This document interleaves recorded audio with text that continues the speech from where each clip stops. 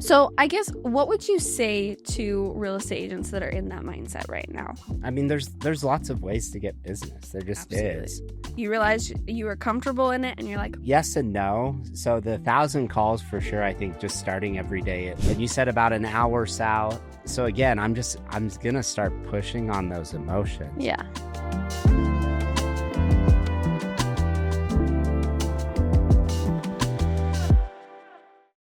Welcome back to the REDX channel. I'm really excited for today's episode with Kent Brown. Kent, you have been on this journey of making 1,000 calls a day. So 100,000 calls in 100 days. Yeah. That's a lot of phone calls. It's been wild. That is insane. So let's talk a little bit about what prompted you to start this process. So James Lawrence, Iron Cowboy, in his book, he wrote a new book called Iron Hope. And he said, what's something that you can do for 100 days that would like really push you and at the other end of it would really benefit you? I love that. And I was like, well, for me, it's prospecting. I mean, that benefits my livelihood. That would push me for sure. Because I don't know that I ever made 1,000 calls in a day, period. Right. But yeah, now I'm doing it and it's been awesome. That's what prompted the whole thing though, was that excerpt from that book. And I was like, you know what? I need to boost my business. I'm comfortable. I love that. You realize you were comfortable in it and you're like, okay, let's add a little bit of fuel to this fire. Exactly. That's awesome. Well, you are how many days into it now? 22. 22. So tell me a little bit about what you've experienced in those 22 days. Has it been hard to get the 1,000 calls in every day? Yes and no. So the 1,000 calls for sure, I think just starting every day at 0 has been really eye-opening to me. Yep. If I could go back and redo it, I think I would. I like the call aspect of it, so I won't say that I don't like that part. But I think I would go back and say, I want this many contacts, this many appointments, because you focus a lot on the calls. So you might be rushed a little bit. And if you're like, oh, crap, I don't have enough dials for today, I'm just going to call expireds because there's a big population of those that don't answer because they've been blown up. So there's been a lot of learning experiences. One of the biggest ahas for me, well, there's been a few things. The first thing is, real estate is a massive follow-up game. Anybody that's telling you out there, with the exception of maybe expireds, and if you have enough in your database and you have enough in your market, you can get away with this a little bit of, I call someone that day, I go out on the appointment and I take it. Other than that, I mean, I'm just talking to people that are like, oh yeah, I'm like 3 months or 6 months away. Follow up with me in April, follow up with me in May. And if you're circle prospecting and they have a good enough reason as to why they're doing that, like, I'm not going to force you to move before you're ready. Right. So that's been one thing. Another thing is, I always thought I sold my service, but in real estate, you're selling someone else's motivation back to them. Interesting. So if you're not asking the questions that are uncovering their motivation, you really have nothing to sell them. And I know that sounds like a crazy concept, but it is true. Really, as a salesperson, what you're there to do is kind of help them see what they're already trying to decide to do. If people could make decisions, salespeople wouldn't be necessary, right? Right. But we all have trouble making decisions. Yep. We've all picked up the bag of chips at the grocery store and thought, no, I'm not going to buy the bag of chips. I'm going to go buy the other bag. Where if there was a salesperson there that's like, oh, these are the best. Have you ever been in the grocery store and someone's like, these are the best? Yes. And you're like, okay, I gotta try them. Yeah, and then you buy them. Yes. And they were the salesperson. Yes. So again, it comes down to what's their motivation? And I'm really discovering this. Okay, your motivation is to get closer to your grandkids. How soon do you want that to happen? What roadblocks, what barriers are in the way causing you to move now? That's causing you not to move now. Yeah. And if moving now, you could still make the same amount of money, would you do it? And if they're like, no, because I still have to work for 3 more months, well, great. Then you follow up with them, you nurture them. So that's been one thing. Another thing is the first week, I had like 50 some odd leads. Here's the issue with that though. Way too many leads. And I wasn't qualifying people enough. Interesting. So I had a lot of really unmotivated leads. And when you have a bunch of garbage leads, guess what you don't do with those people? You don't follow up with You them. follow, yeah. No, yeah, this isn't leading anywhere. Yeah. So that was the first couple of weeks. Now I'm really discovering, okay, I'm going to qualify these people a little bit more. And if they have a really solid reason why, then they're a lead. If not, I'm doing so much prospecting, I might catch them on the back end another time, but right now it's not the time. So, yeah. Interesting. So with these 1,000 leads that you're calling every day, are they new leads every time, or is it follow-up calls too? Like who are you calling in this time? Yeah, good question. So expires has been some of it. I'm really heavy on the GeoLeads right now. Love. Just circle prospecting. Yep. Into neighborhoods, cold calling. And it's a really simple script. It's just, hey, I was calling in, like, for example, I was calling Orem today, and there's 116 properties that sold over the last 90 days, which is creating quite a bit of curiosity. Have you guys thought about selling here in the next 6 to 12 months? And it's either a yes, no. Okay, is that permanent, or could you see yourself living here forever? And they're like, well, no, not forever. Yeah. Well, when's the soonest you could see yourself moving? And again, you're just carrying on a conversation and figuring out what their motivation might be to move at some point. Interesting. I love that you're doing this in the time that real estate is in right now. Like, I feel like so many agents are claiming that cold calling and prospecting is not working anymore. And you are proving that it is still working. It is a great way to bolster up your business and increase, your yearly revenue and your sphere of influence and all the leads you have coming in. So I guess, what would you say to real estate agents that are in that mindset right now, that are maybe avoiding prospecting? I mean, there's lots of ways to get business. There just Absolutely. is. I think that anybody that says cold calling's dead or social media is a waste of time, or listen, it all works at some point. What's your pain threshold though? Do you need business right now? Because if you need business right now, your strategy shouldn't be, I'm going to post all over social media and hope that something's going to come to me. Like, you should be grinding. You have to earn your stripes, so to speak. Right. Like, you just do. But social media is a really, really good avenue to go down if you're okay waiting 6 to 12 months to find people. Internet leads kind of the same way. It's funny. We bought a lead source, internet leads, or Facebook. And I went through and called all of them. This was like 6 months ago. Okay. And at the time when we had bought them, we're like, this is garbage. There's nothing.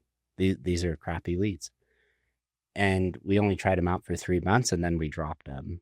Well, guess what? When I called through all of those, there was like 27 people that had sold. No way. So they weren't ready yet.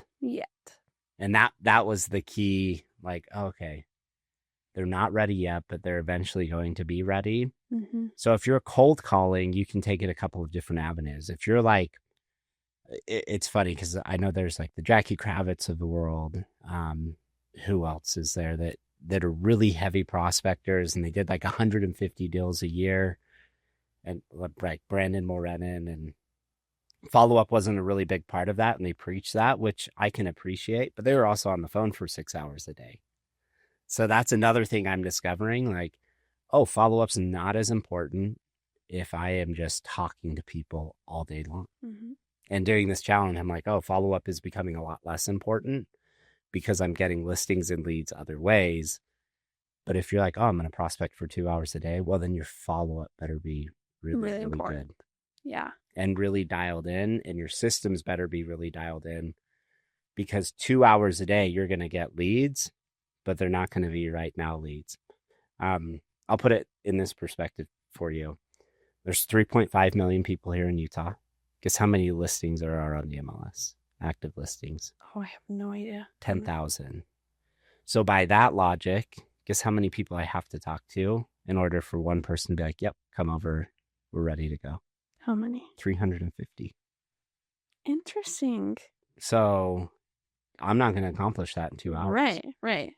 if I'm prospecting 2 hours a day, I'm going to accomplish that in 4 weeks. But guess what? Most agents won't stick with it that long enough to realize, oh, okay, I found a person prospecting. But if you're prospecting 6 hours a day, talking to 75, 80 people a day, every week you're going to take a listing. Mm-hmm. It's just math. It's going to happen.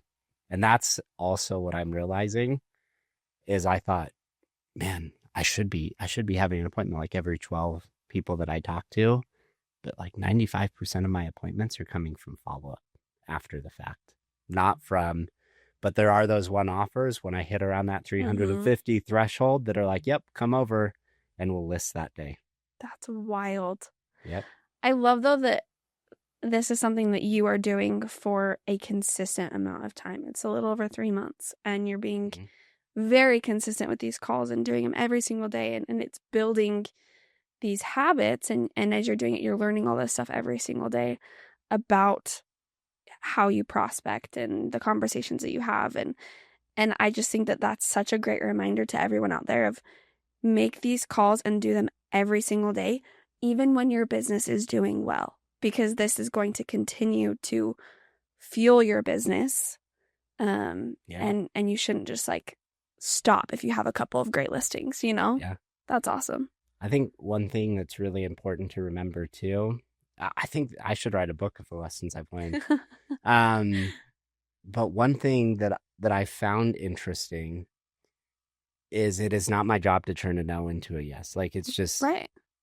That's not my struggle. Like 90% of people tell me no, and that's okay. Like that's their prerogative. Not everybody's going to tell me yes.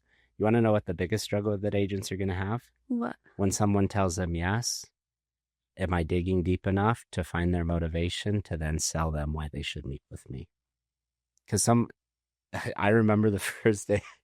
This is the first day I ever prospected in my career, and someone told me yes, and I felt like a dog chasing a tire, and I caught the tire, and I was like, "What do I do with it now?" Yeah, now what do I do? and I didn't have the skill level enough to be like, oh, like Mike Ferry's questions are spot on, and everybody would read them and be like, oh, that's too brash, that's too to the point.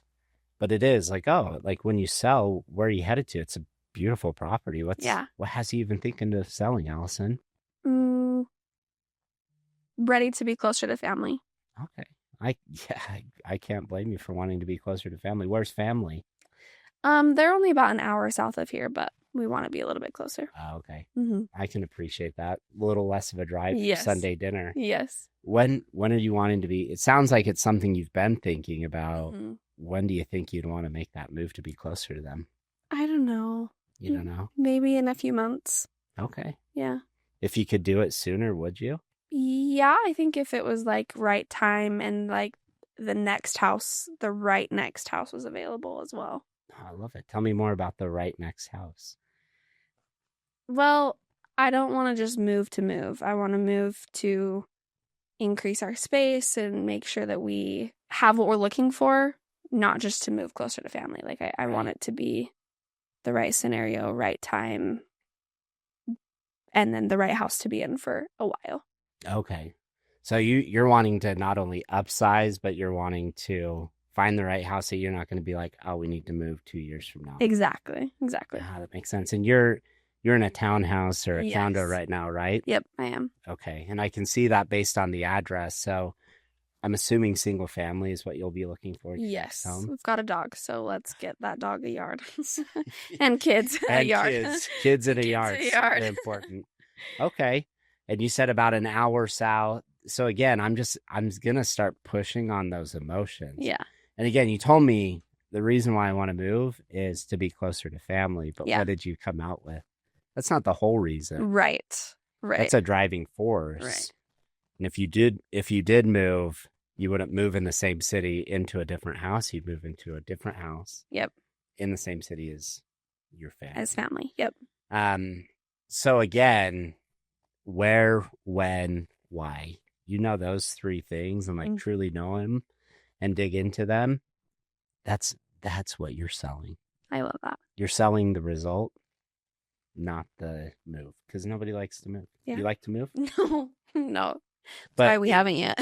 In your mind, are you thinking, bigger yard, Mm-hmm. like you're starting to paint that picture. I'm closer to my family. Mm-hmm. They can help with my kids. I have more space. I'm not feeling like someone's on top of me all the time. Yep. Like you start creating that picture in your mind. And granted, it might not be right now, but with the right follow up, Mm-hmm. like it's going to become a reality. Yep. That's awesome. Well, this sounds like a really incredible journey you've been on, and I'm really excited to touch So, base with you so again when five, it's I'm done. fifth of the way there, which is kind of crazy to say. That's awesome. Is there any last thoughts that you have about what you've learned or what you've experienced? No, I wouldn't say that I've necessarily, I've learned a lot, but these are things that I knew. Mm-hmm. But it's very different to know something and actually experience something. Mm-hmm. Like it's just different lessons. Um, the last thing I would say is I prospected here at REDX for 5 years on the sales team, and that was never hard for me for whatever reason. Like it was a job, Right. it being part of my job. Like I had this call reluctance that I was like, oh, the dialer, it's big and scary. It's what are other people gonna say? And that's the fearful part of the phone is you can't control anybody's reactions. I can't Yep. control someone swears at me or whatever. And I think I've gotten enough of that I'm like, oh, I literally will not experience anything else. It might just be a different person that says it. But once you've discovered everything you can discover, you no longer have any Yep. sort of reluctance. And that has been really, really refreshing to just be like, "Right, get on the phone, let's go," and not have a second thought about it. That's awesome. I Yeah, love that. Well, thank you so much for sharing this experience with us, and we can't wait for to sure. hear when it gets closer to being done and how that went for you. So Love it. that's awesome. Thank Thank you. you.